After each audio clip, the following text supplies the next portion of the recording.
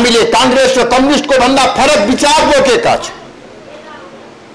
अहिले हाम्रो मुलुकमा केही दशकदेखि कायम रहँदै आएको साम्यवाद, समाजवाद वा पुँजीवाद जस्ता विचारहरूको विकल्पमा संवर्धनवादको विचार हामीले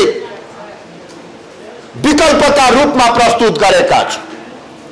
परम्परागत शैलीको संसदीय प्रजातन्त्रको विकल्पमा जनताबाट प्रत्यक्ष निर्वाचित हुने प्रधानमन्त्री प्रणाली र पूर्ण समानुपातिक निर्वाचन पद्धतिको विकल्प हामीले अघि सारेका छौं।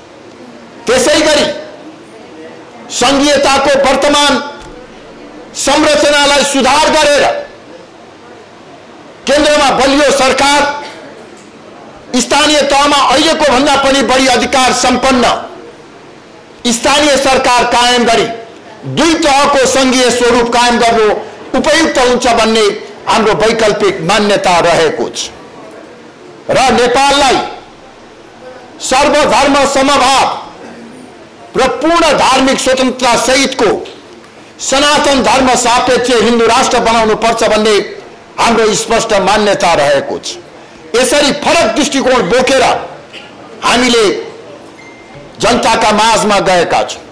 मलाई पूरा विश्वास छ नेपाली जनताको अहिलेको अवस्थालाई हामीले ठीक ढंगबाट विश्लेषण गर्ने हो भने नेपाली जनमानसको वर्गीय चरित्रलाई हेर्ने हो भने नेपालको धार्मिक, सामाजिक, सांस्कृतिक परिवेशलाई हेर्ने हो भने नेपाली जनताले निश्चय पनि संवर्धनवादलाई सहज रूपमा आत्मसात गर्न सक्दछ। हामीले म पार्टीका साथीहरूलाई बडो विनम्रतापूर्वक आग्रह गर्न चाहन्छु, राप्रपा नेपालले आफूलाई बलियो बनाउनको निमित्त कसैलाई गाली गर्नुपर्ने आवश्यकता छैन। हामीले यो पार्टी कसैको विरुद्धमा खडा भएको पार्टी पनि होइन। हामी त सकारात्मक सोच राखेर अगाडि बढेका पार्टी हो। अब हामीले राजालाई पनि गाली गरिराख्नु पर्ने जरुरी छैन। राजा त स्वयं अहिले विस्थापित अवस्थामा छ। अहिलेको देशको विकृति र विसंगतिको निमित्त राजा जिम्मेवार होइन, दल र दलका नेताहरू जिम्मेवार छन्। त्यसकारण हामीले आफूलाई विकल्पका रूपमा प्रस्तुत गर्दाखेरि राजालाई गाली गरेर होइन, राजाको औचित्य अब सकिसकेको छ। राजाको पुनर्स्थापनाको सम्भावना समाप्त भइसकेको छ। अब पनि हामीले हिजो कांग्रेस र कम्युनिस्टले जस्तै राजालाई गाली गरेर राप्रपा नेपाललाई स्थापित गर्ने होइन। हामीले आफ्नो विचारको बलमा, हाम्रो विचारको सकारात्मक शक्तिको आधारमा हामीले राप्रपा नेपाललाई स्थापना गर्न सक्नु पर्दछ। त्यो बाटो नै उपयुक्त बाटो। हामीले अरु कसैसँग आफूलाई कम्पिटिसन गर्नुपर्ने पनि छैन। हिजो हामी लामो समयसम्म आबद्ध रहेको पार्टीप्रति हामीले धारे हात लगाउनु पनि छैन।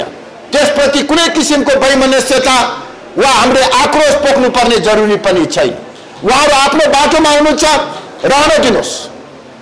हामीले जुन बाटो लिएर हिँडेका छौं यो सही बाटो छ र एक दिन उहाँहरू यही बाटोमा आउनुहुन्छ, त्यसमा कुनै शंकै छैन। समय लाग्न सक्दछ। जुन कुरा हामीले आज देखेका छौं, जुन कुरा हामीले आज बुझेका छौं, उहाँहरूलाई त्यो कुरा देख्न र बुझ्नको निमित्त 6 महिना, वर्ष दिन, 1 वर्ष, 2 वर्ष, 5 वर्ष लाग्ला। हरेकले आफ्नो धरातल, हैसियत, क्षमता अनुसारको परिस्थितिलाई बुझ्ने हो। त्यसकारणले गर्दा भोलि उहाँहरू हामीतिर आउनुहुन्छ हेर्नुहोस्। त्यसकारण उनीहरूप्रति हामीले वैमनस्यता राख्नुपर्ने केही पनि आवश्यकता छैन। पार्टीका साथीहरूले हाम्रो आफ्नो विचार, हाम्रो आफ्नो एजेन्डामा यति धेरै तागत छ हेर्नुहोस्। हामीले जुन संवर्धनवादको कुरा गरेका छौं, हिन्दू राष्ट्रको कुरा गरेका छौं, जनताबाट निर्वाचित प्रधानमन्त्रीको कुरा गरेका छौं, दुई तहको संघीयताको कुरा गरेका छौं, यी एजेन्डाहरू यति सशक्त छन्, यदि यसलाई हामीले जनतालाई गएर चित्त बुझाउन सक्यौं भने मलाई लाग्दछ हामीले चाँडै नै सफलताको शिखरमा पुग्न सक्दछौँ। जसरी आज राप्रपाको झण्डा सर्वोच्च शिखर सगरमाथामा फहराएको छ, त्यसैगरी राष्ट्रिय राजनीतिको शिखरमा राप्रपा नेपालको झण्डालाई फहराउने र स्थापित गर्ने सन्दर्भमा हामी पार्टीका सबै साथीहरूले संकल्प गर्नु पर्दछ र मलाई लाग्छ त्यो दिन टाढा छैन। विगतमा अत्यन्तै प्रतिकूल अवस्थामा पनि 2063 सालमा राप्रपा नेपाल स्थापना गरेर हामी अघि बढ्यौं। कांग्रेस र कम्युनिस्ट पछिको तेस्रो ठूलो पार्टी हुनको निमित्त हामीलाई जम्मा 7 वर्ष लाग्यो। त्यस्तो प्रतिकूल अवस्थामा अहिलेको अवस्थामा त हेर्नुस्, मलाई पूरा विश्वास छ केही वर्षभित्रमा नै हामीले आफूलाई स्थापित गराउन सक्दछौँ। अहिले हाम्रो लक्ष्य प्रष्ट छ। आगामी संसदीय चुनावबाट, मंसिरमा हुने चुनावबाट राप्रपा नेपाललाई कम्तीमा 3% जनमत लिएर आएर राष्ट्रिय पार्टीको रूपमा स्थापित गर्ने। त्यसपछिको अर्को 5 वर्षको चुनावमा हामीले राप्रपा नेपाललाई देशको अग्रणी शक्तिको रूपमा स्थापित गर्ने। यो लक्ष्य प्राप्त गर्नको निमित्त असम्भव छैन, केवल हामीलाई मेहनतको आवश्यकता छ। प्रत्येक पार्टीका साथीहरूले, जसरी आज पार्टीमा प्रवेश गर्नुभएका साथीहरू, तपाईहरुले पनि हरेकले कम से कम 2 जना, 4 जना, 5 जना, 10 जना नयाँ सदस्यहरू बनाउनुहोस्। हामी हरेक पार्टीका सदस्यहरूले यो अभियानमा लाग्यौं भने हामीले सजिलै लक्ष्य प्राप्त गर्न सक्दछौं र हामीले लिएको विचारको आधारमा यो मुलुकको सामाजिक, आर्थिक, राजनीतिक रूपान्तरण गर्न सक्दछौं। एउटा सबल र समृद्ध नेपाल बनाउन सक्दछौं। विश्व रंगमञ्चमा नेपालको इज्जत र प्रतिष्ठालाई फेरि हामी सशक्त रूपमा कायम गर्न सक्दछौं।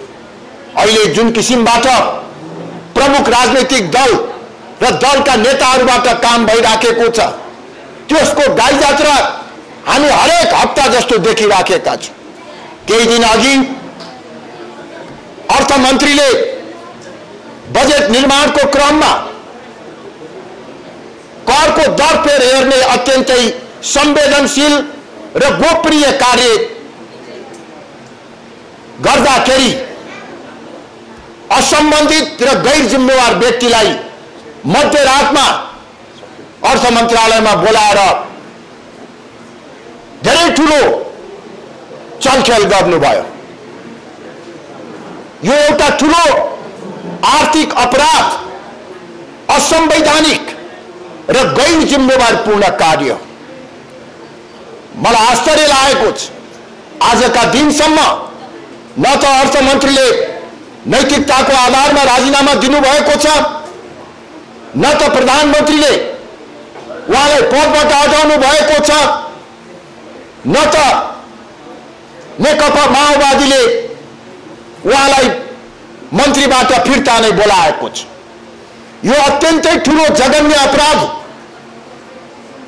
एउटा जिम्मेवार मन्त्री, अर्थमन्त्रीले बजेट बनाउँदा, करको दर निर्धारण गर्दा असम्बन्धित गैर जिम्मेवार व्यक्तिलाई संलग्न गराउनु यो संवैधानिक, नैतिक, राजनीतिक सबै दृष्टिकोणबाट अत्यन्तै आपत्तिजनक कार्य छ। यसतर्फ सम्बन्धित पक्षको ध्यान जाओस् भन्ने म आग्रह गर्न चाहन्छु। करको दर हेरफेरबाट अरबौंको राजस्वमा घोटाला भएको अनुमान गरिएको छ। केही व्यापारीहरूलाई पोष्नको निमित्त, केही व्यापारीहरूसँग बदला लिनको निमित्त यस्तो किसिमको गैर जिम्मेवारपूर्ण कार्य गरिएको तड्कारो अनुमान लगाउन सकिन्छ। यसका बारेमा सम्बन्धित दल वा सरकारले ध्यान दिएन भने चुनावमा यो अत्यन्तै ठूलो मुद्दाको रूपमा रहने कुरा पनि म यहाँ उल्लेख गर्न चाहन्छु। अहिले अर्को चर्चामा रहेको एसपीपी सम्बन्धी विवाद, अमेरिकासँगको सामरिक अर्थ लाग्ने सामरिक महत्त्वको स्टेट पार्टनरशिप प्रोग्राम मा सहभागी हुनको निमित्त नेपाल सरकार उद्यत भएको कुरा चर्चामा आएको छ। नेपालको भू राजनीतिक संवेदनशीलतालाई दृष्टिगत गर्दै नेपालले कुनै पनि हालतमा यो स्टेट पार्टनरशिप प्रोग्राममा सहभागी हुनु हुँदैन। यो कार्यलाई अघि नबढाउनको निमित्त म प्रधानमन्त्री शेरबहादुर देउवाजीलाई आग्रह गर्न चाहन्छु। यस सम्बन्धमा अहिले जुन किसिमको चर्चा चलिरहेको छ, जुन किसिमका विवादहरू चलिराखेको छ, यो विवादको निराकरण चाँडोभन्दा चाँडो गरिनु पर्दछ। यसले हाम्रो परराष्ट्र नीतिको विश्वसनीयतामाथि नै संकट उत्पन्न गरिदिएको छ। सरकारको अकर्मण्यता, कूटनैतिक नेतृत्वको असक्षमताको कारणले गर्दाखेरि अन्तर्राष्ट्रिय जगतमा नेपाल बदनाम हुँदै गइराखेको छ। नेपाल अन्तर्राष्ट्रिय शक्तिहरूको चलखेल केन्द्रको रूपमा देखा पर्न थालिराखेको छ। हाम्रा दुवै छिमेकी मुलुकहरूसँगको सम्बन्ध अहिले राम्रो अवस्थामा छैन। उत्तरी छिमेकी चीन वर्तमान सरकारका क्रियाकलापहरूको कारणले गर्दा नेपालमाथि आशंकाको दृष्टिकोणले हेरिराखेको छ। भारतले नेपाललाई विश्वास गरिराखेको छैन। यस्तो अवस्थामा दुवै छिमेकीसँग सम्बन्ध बिगाडेर नेपालको बृहत्तर आर्थिक र साथसाथै सुरक्षाको मामिलामा पनि सरकारले एउटा जटिल अवस्थाको सिर्जना गरिराखेको छ। त्यसर्थ खास गरी यो एसपीपी का बारेमा म सम्माननीय प्रधानमन्त्रीलाई ध्यान आकर्षित गराउँदै भन्न चाहन्छु कि सर्वप्रथम यथासम्भव चाँडो नेपाल सरकारको तर्फबाट आधिकारिक रूपमा अमेरिकी सरकारलाई पत्र लेखेर हामीलाई यो एसपीपी आवश्यक छैन, एसपीपीबाट अलग हुन चाहन्छौं भन्ने पत्र तत्काल लेख्नको निमित्त म आग्रह गर्न चाहन्छु। एसपीपीमा नेपाल सहभागी भयो वा भएको छैन, यसबारेमा अनेकौं किसिमका आशंकाहरू छन्, विवादहरू छन्। यसको निराकरणका निमित्त पनि सरकारले यथासम्भव चाँडो अमेरिका